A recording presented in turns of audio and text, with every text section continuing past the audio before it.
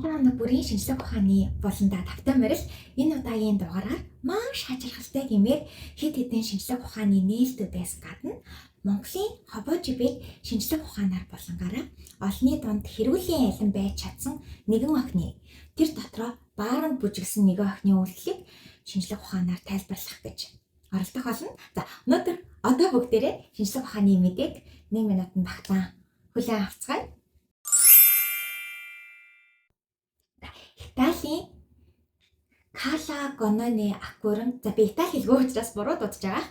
За тэрхүү одоо буруу дуудаж байгаа л тасаад өгөөрэй. Тэр аквариум зөө бүр шал сонин нэгэн зүйл болсон. Тэр нь юу вэ гэхээр 14 жилийн өмнө тэнд одоо smooth hound shark буюу нэгэн төрлийн тийм акулаас хоёрыг аваад нутагшуулсан юм л та. Гэтэ хоёулаа ийм акул заяа. Тэгсэн хэрнээ 2020 оноос хойш тэр хоёр акул үрдсэн. Өөрөөр хэлбэл ямар ч эр хүүстэн байхгүй байхад өндгөн эс нь үр тогтоосон гэсэн үг. Тэгээд энэ нэр томьёог Эрдэнэтэд болохоор онгон жирэмслэлт гэж хочилдсан билээ. Гэтэ энэ бас тийм амар ховор үзэгдэл бол биш гинэ. Өмнө нь одоо мотор, усны могоо ч юм уу те зарим 1-2 нутагтан эсвэл одоо зарим загсан донд бол энэ ажиллагдаж байсан үзэгдэл. Гэхдээ энэ Италийн хоёр акул бол анх удаа акул ингэж үрдсэн тохиолдол болж байгаа юм байна. Би одоогоо 2020 оноос хойш жилд нэг удаа гэсээр 4 зулцгийг тэр хоёр минь бол гаргасан. Гэхдээ харамсалтай нь 3 нь амьд гарч чадаагүй мэн. Тэгээд анх зулцгтай болохт нь болохоор Эрдэнэтэд гайхаад зулцэг болон хоёр ээжд нь ДНК шинжилгээ хийсэн. За гэтэл тэр хоёр судаа тэр 3 шинжилгээ хийсэн чинь тэр хоёр тухайн зулцгийн ээж нь мөн байна гэж хариу гарсан. Тэгээ энийг Эрдэнэтэд яг тайлбарлаж чадахгүй байгаа ч гэсэн хамгийн төхөж очиж болох хувилбар юу вэ гэхлээр бүр өмнө нь биетэн нэвтэрчихсэн байсан нэр бэлгийн эсийг хэдэн жилийн дараа одоо ашиглаад үр хүрэл тогтоосон байж магадгүй гэж үзэж байгаа юм билээ. Амьтантай холбоотой бас нэгэн мэдээгээр энэ хүү булангаа өргөлжлүүлье. Унгарын болоод Швед улсын Эрдэнэтэд нийлж байгаад нохооны тархийг судалсан байна. Тэгээ судалгаатаа яасан бэ гэхлээр CT scan буюу за энгийнээр хэлэх юм бол тархиныхын зургийг тийм 3D-гээр гаргаж авч байгаад судалгаа хийсэн. Тэгээд нэг тэнэх жим шиг, сонин жим шиг нэг зүйл олж нээсэн юу вэ гэхлээр хүнд гашуусан нохоо буюу гэрийн нохой гашаагүй өвөг дээдс буюу саарл чонноос бага хэмжээтэй тархитай гэж харсан. Одоо өөрөөр хэлэх юм бол чонд хүнтэй зүг амьдраад хувьсаар ягаад нохоо болж байгаа шүү дээ. Энгийнээр хэлэх юм бол тэгмүүд хүнтэй амьдрдаг болсноосоо хойш нохоо илүү ухаантай тий команд ойлгодог. Тэгээ сэтгэл хөдлөлийг хараад ойлгодог. Тэгээ тэрэнд хариу үйлдэл үзүүлдэг гэд бодохоор илүү ухаантай болоод дахин дагаа томорсон хувьсан болов гэсэн үзлийг энэхүү судалгаа бол ерөнхийдөө няцаачж байгаа. Гэхдээ энэ бол одоо хүнийг ашуулсан тэрнээс үүдсэн хувьслын олон өөр өөрчлөлтийг бол ерөөсөө үгүйсгээгүй. Ер нь бол энэ судалгаан дээр үндэслээд хүний гашуулсан амьтны тархинд яг ямар өөрчлөлт гардаг юм бэ гэдгийг ирээдүйд судлах маш том эхлэл болж байгаа гэж үзэж байгаа юм билээ. За нэг галзуу мэдээ дээ. Amazon-ы захирал Jeff Bezos Blue Origin гэдэг нэг компанитай. За тэр компани үйл ажиллагааг хэрэг та мэдэхгүй бол ерөнхийдөө бол сансрын аялал, одоо сансрын талаарх судлал, нислэг, инженерчлэл, за тэгээ сансрын хөлгийн үйлдвэрлэл, одоо нисдэг төхөөрөмжийн үйлдвэрлэл гэсэн чиглэлээр үйл ажиллагаа явуулдаг. Тэгээ тэр компани доороо болохоор Honeybee Robotics гэдэг охин компанитай. Тэгээд тэр нь илүү сансрын биет буюу та ангараг ч юм уу, одоо сар ч юм уу тийм сансрын биет дээр ажиллах роботуудыг зохион бүтээдэг компани. Тэгээд тэднийхээс маш сонин нэгэн зүйлийг зохион бүтээх гэж байгаагаа сайхан зарласан.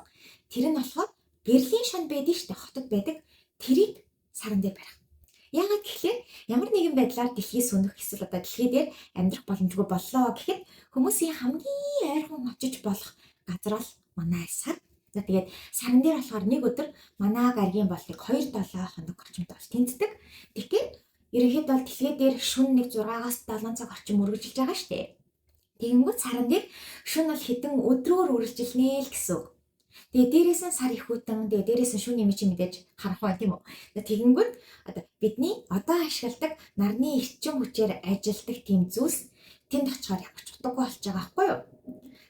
Тэгэнгүүт тэрхүү асуудлыг шийдэхээр гэрлийн шон бүтээхээр болсон.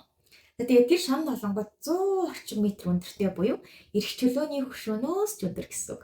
Тэгээд тэр өндөр гэрэл саран дээрх өдрийн цагаар нарны эрчим хүчийг ашлаад гэрэл гаргаад тухайн орчноо гэрэлтүүлээд тэгээд өөртөө эрчим хүчийг давхар хураана гэсэн үг. За тэгээд нөгөө удаан үргэлжлэх шүнийг бүхэлд нь гэрэлтүүлэх бүтэн чадaltaй. Ерөнхийдөө бол нь шүү дээ тий. Гарчидэнтэй power bank-ийн мангартан хувилбарыг л ойлгочих. Тэгээд үүнийгээ болонгод lunar cyber буюу lunar гэхлээрээ сарны гэсэн үг. Saber гэхлээрээ нөгөө оддын дан дээр light saber-гээ гардыг шүү дээ. Тэрний saber. Гэхдээ бүтэн нэр нь шүү дээ. Lunar Utility Navigation with Advanced Remote Sensing and Autonomous Beaming for Energy Redistribution. Гэт эхний үгсгүүдийн нийлүүлэх юм бол Lunar Saber болж байгаа. За тэгээд одоогоор үйлдвэрлэлгүй байгаа ч гэсэн танилцуулга видеог ол цацсан. За би тэгээд доор нь линкийг оруулчих. Тэгээд гэхдээ үүнд тулгарх хамгийн том асуудал буюу бэрхшээл нь юу ах вэ гэхлээр нэг том орчимжийн хөрөх түүхийн эдийн яаж зөөнөө гэсэн асуудал. За өнөөдрийн эх орны хобожибэг шинжлэх ухаанаар болонгаараа дүүлэмгээ дуучин охины бүжгэлж байгаа бичлэгийн талаар ярих болно. Тэгээ мэдээж бол тэр охины талаар бол би өөрөө хувийн бодлыг ерөөсөө хэлэхгүй. Эсвэргээрээ тэрхүү үйлдэлийг хараад монголчуудын гаргасан хариу үйлдэлийг шинжлэх ухааны талаас нь тайлбарлаж болох болов гэд данаа хайж утсан. Яагаад гэхээр миний анзаарснаар бол яг тийм хамгийн түгээмэл хоёр төрлийн сэтгэл байгаа гэсэн баггүй юу? Нэг нь талангууд монгол хүн байж, ээж хүн болох гэж, ирээдүйн монгол гэсэн тийм үзэлцээ. Нөгөөт нь талангууд тухайн охиныг өмөөрсөн. Өөрөөр хэлбэл баруунд зүгээр л эдэн штэ. Гадаад охин гэсэн бол та нар лайк л дарах байсан штэ гэсэн тийм хоёр төсөөр үнцэг айгүй тод харагдчихсэн.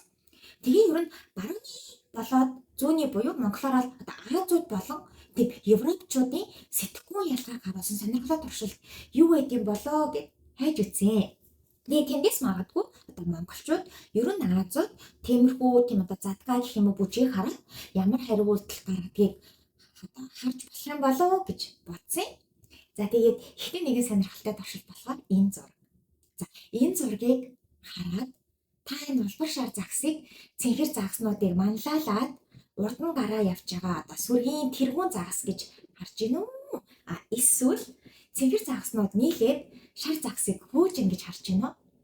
За би төвдөө буюу бидний хэлж занснаар бол барууныхан бол илүү улбар шар загсыг манлайлж ингэж хардаг гинэ.